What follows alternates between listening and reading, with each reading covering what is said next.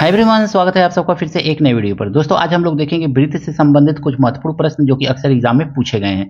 पहला क्वेश्चन है, यदि किसी वृत्त की त्रिज्या 50% बढ़ा दी जाए तो उसके क्षेत्रफल में कितना वृद्धि होगा। माना वृत्त की त्रिज्या कितना है, माना त्रिज्या बराबर आप मान लीजिएगा ना, वृत्त की प्रारंभिक त्रिज्या जो है वो कितना है, तो r है। तो वृत्त का क्षेत्रफल कितना हो जाएगा, तो वृत्त का क्षेत्रफल सीधा ऐसे कर लीजिएगा आप, तो पाई r स्क्वायर हो जाएगा।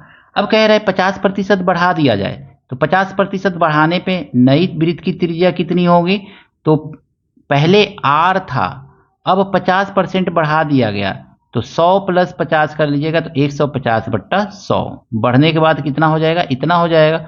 100 से 100 0 से 0 काट देंगे, 5 × 3 = 15, अब 5 दूनी 10, सीधा सीधा ऐसे लगा लीजिएगा। तो अब नई त्रिज्या कितनी हमको मिल गई, कैपिटल R = 3r/2।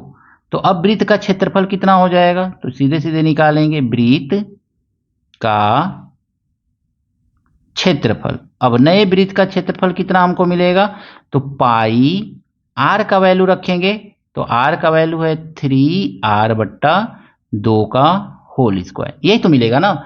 इसको सॉल्व करेंगे तो 3 × 3 = 9 पाई r स्क्वायर अब बट्टा 4 मिल गया।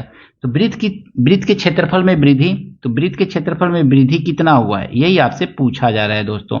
तो अब कितना हो गया है, 9 पाई r स्क्वायर, तो लिखिए 9 पाई r स्क्वायर अब बट्टा 4। अब पहले वृत्त का क्षेत्रफल कितना था, तो पाई r स्क्वायर, कितना वृद्धि हुआ इसको सॉल्व कर लीजिए, तो 4 पाई r स्क्वायर, 9 पाई r स्क्वायर में से 4 पाई r स्क्वायर निकाल दीजिए, तो 5 पाई r स्क्वायर बट्टा 4, इतना की वृद्धि आपका वृत्त का क्षेत्रफल में हो गया है। तो इस तरह से सिंपली इस क्वेश्चन को दोस्तों आप सॉल्व कर सकते हैं।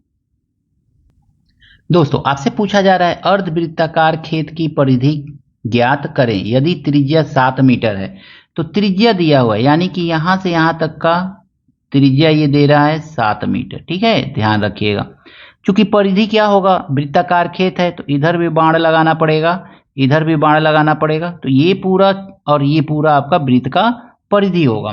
तो अर्धवृत्ताकार खेत की परिधि बराबर क्या हो जाएगा, अर्धवृत्त की परिधि क्या होगा, खेत हो चाहे कुछ भी हो, तो अर्धवृत्त की परिधि जो होगा, अगर मैं ऊपर से ये लाइन खींचा गया है तो इसका भी लंबाई लेना पड़ेगा।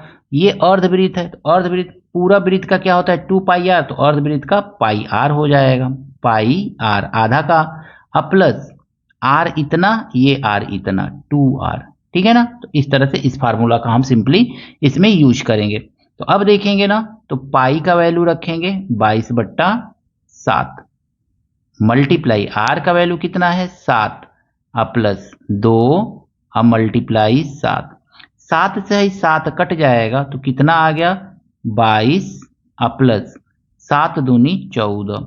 तो अर्धवृत्त की परिधि कितनी आ जाएगी, 4 2 6, 2 1 3 मीटर आ जाएगा। आशा करता हूं ये अर्धवृत्त की परिधि निकालना आपको आसानी से समझ में आ गया होगा। कभी कभी ये लाइन नहीं देता है तो केवल आपको पाई r से इसका परिधि निकालना रहता है, ठीक है ना। ये लाइन दे देगा, यानी अर्धवृत्त खेत है, तो खेत में तो ये मेड़ बनाना ही पड़ेगा, ठीक है ना। आइए देखते हैं अगला क्वेश्चन।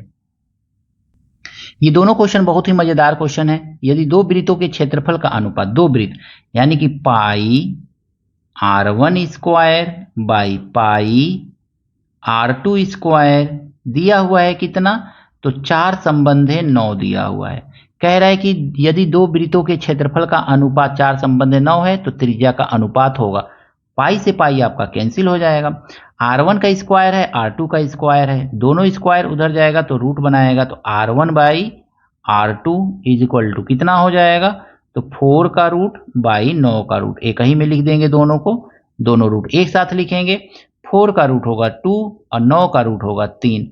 तो त्रिज्या में अनुपात कितने का मिलेगा हमको, r1/r2 = मिल जाएगा 2 संबंधे 3, यही आपका आंसर है दोस्तों।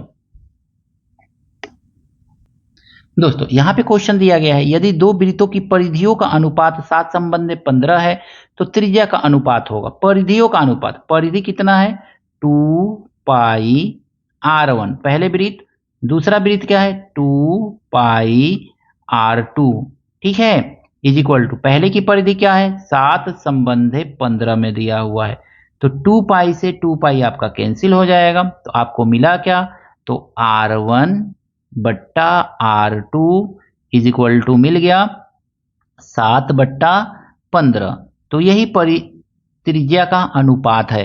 तो r1 संबंधे r2 आपका त्रिज्या का अनुपात कितना हो जाएगा 7 संबंधे 15।